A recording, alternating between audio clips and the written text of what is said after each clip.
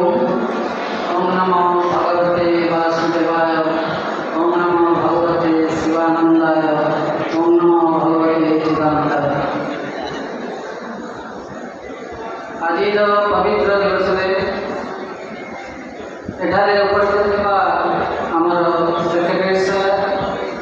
एवं अन्यान्य managing कमिटीर member मैंने खंडगिरी शाखार उपस्थित मेंबर मैंने मोर शिक्षक बंधुगण एवं आदर पिला आज ये पवित्र दिवस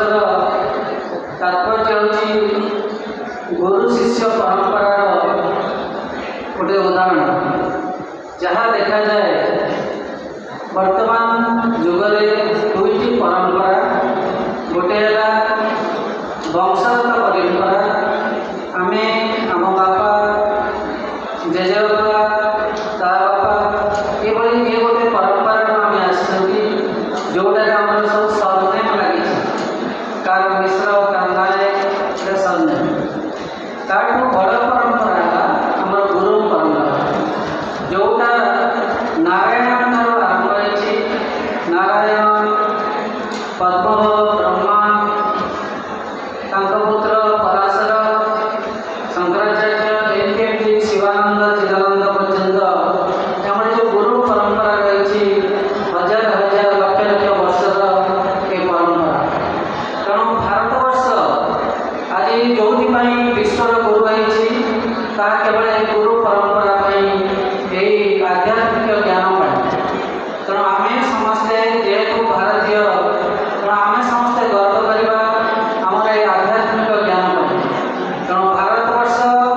अन्य देश मानू जहाँकि आमको प्रतिपादन कर बाहर देश में आम श्रेष्ठ बोली केवल आम ये गुरु परंपरा बा स्पिरिचुअल नॉलेज आज दिन ठारू आम चतुर्मास्य पर्व आरंभ चतुर्मास्यार अर्थ साधु सन्त मुनि ऋषि मैंने 4 मास विद्या अध्ययन करती ज्ञान अध्ययन करती आम जेहेतु एटारे पाठ पढ़ुं आम जीवन में 4 मास बहुत इम्पोर्टाट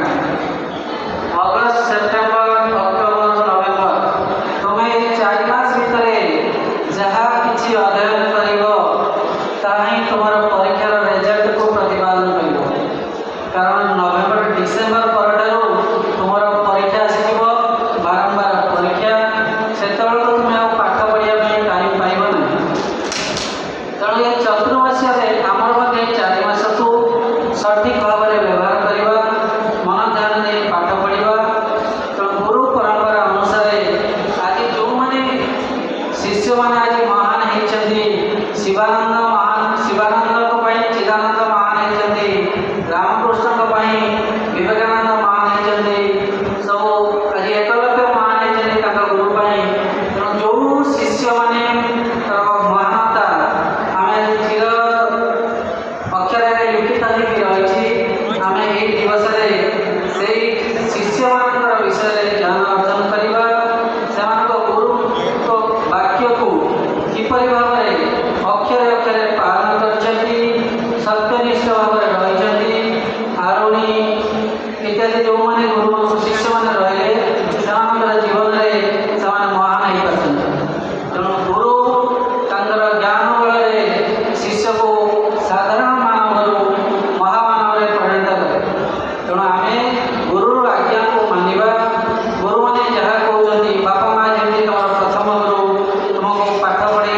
चलैवा खेलैवा कहवा शिखेले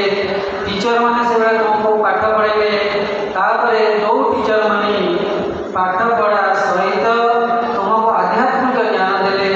तुम भीतर स्पिरिचुअल नॉलेज सत कहवा सच्चरित्र बुणवा इत्यादि जो भल गुण देले से मैंने तुम जीवन गतिपथ बदल जाती तुम भीतर अंतर्निहित थी शक्ति को जो मैंने जागृत करती से गुरु मान नमस्कार तुम्हें से सब मन रख बापा माँ को भूल नहीं टीचर को भूल नहीं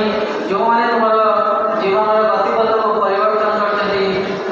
भूल नहीं ताले तुम जीवन में बढ़ाई पार ଏ କହି ମୋର ବକ୍ତବ୍ୟ ଶେଷ କରୁଛି। ଧନ୍ୟବାଦ।